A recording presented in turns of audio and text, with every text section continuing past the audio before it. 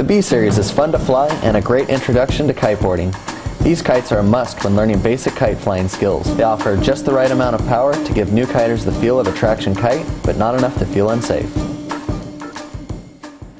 When choosing a location to fly your B2, look for a wide open area with smooth wind and free of obstacles, including fences, power lines, trees, roads, and people. Once you have found the ideal location, unroll your kite with the trailing edge facing the wind and secure it by placing a few small rocks or sand on the trailing edge. The thin black lines attached to the kite is called the bridle. The bridle has a left side and right side. Pick up both sides and do a visual check to make sure there are no tangles in the bridle. When you know the bridle is tangle-free, then it's time to connect the flying lines. Unroll a few feet of line off your line winder and match up the green flying line with the green bridle attachment and the red flying line to the red bridle attachment. Now make a lark's head knot with the end of your flying line. Slip it over the knot on your bridle attachment, secure the knot, and repeat these steps for the other side.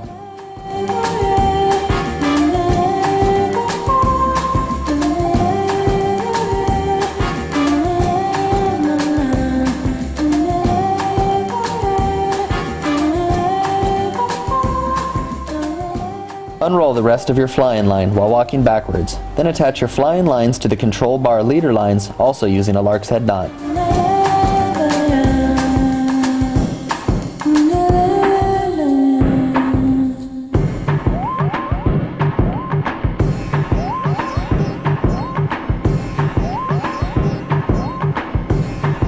Pick up your bar to check for any line twists. If there are, spin your bar until the lines are straight.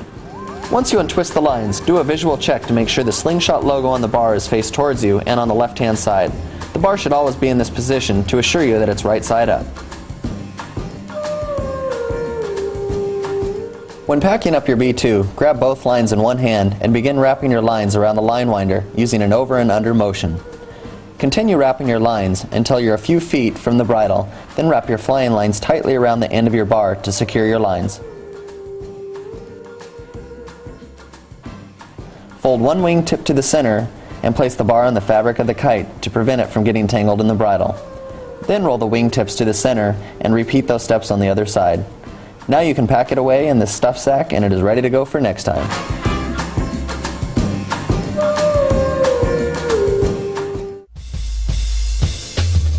Now you're ready to fly the B2. First, find the wind direction to help identify the wind window. This is the zone your kite will fly in. Think of the wind window as a clock. Between 10 o'clock and 2 o'clock is the power zone, where the kite flies the fastest, and 12 o'clock is where you place the kite to launch directly downwind. Before launching, make sure there are no twists in your lines, and that your hands are shoulder width apart. Then give your partner a signal to launch your kite. Your arms should be extended with a slight bend in your elbows. Bring the kite straight up to the position known as neutral. Once you can safely control the kite in the neutral position, then make some small figure 8 turns. To turn the kite, pull in towards you on one side and hold the bar in that position until the kite begins to turn. Then pull in on the other side of the bar until the kite turns in the opposite direction. In strong wind, you don't need to pull in too hard to get the kite to respond, and in lighter wind you may have to pull in harder. Once you have mastered small figure 8s, try larger diameter figure 8s by sweeping the kite back and forth from one side of the power zone to the other. Try to keep the kite moving forward at the same speed to feel an even amount of power. Keep in mind, the faster you fly the kite, the more powerful it is, so if you want to feel more power, large diameter figure 8s will give you the power you are looking for. See how the kite responds in different areas of the wind window. Fly the kite to the edge of the window to simulate landing your kite, and notice how the kite responds slower than when it is in the power zone. Then practice landing your kite to your partner and relaunching from the edge of the wind window. Another skill that will help is to run with the kite. This creates apparent wind and allows the kite to fly when there is a lull in the wind or the wind is super light. To simulate getting up on a kiteboard, try sitting down, then sweeping the kite from one side of the wind window to the other. When you feel the kite has maximum power, raise up to your feet and continue your figure 8s. These are the same steps used when learning to kiteboard. There could be a situation when your lines are crossed, and that's okay, your kite will still fly. To untwist the lines, park your kite in neutral and spin yourself in the opposite direction. Or you can loop your kite until the lines are straight.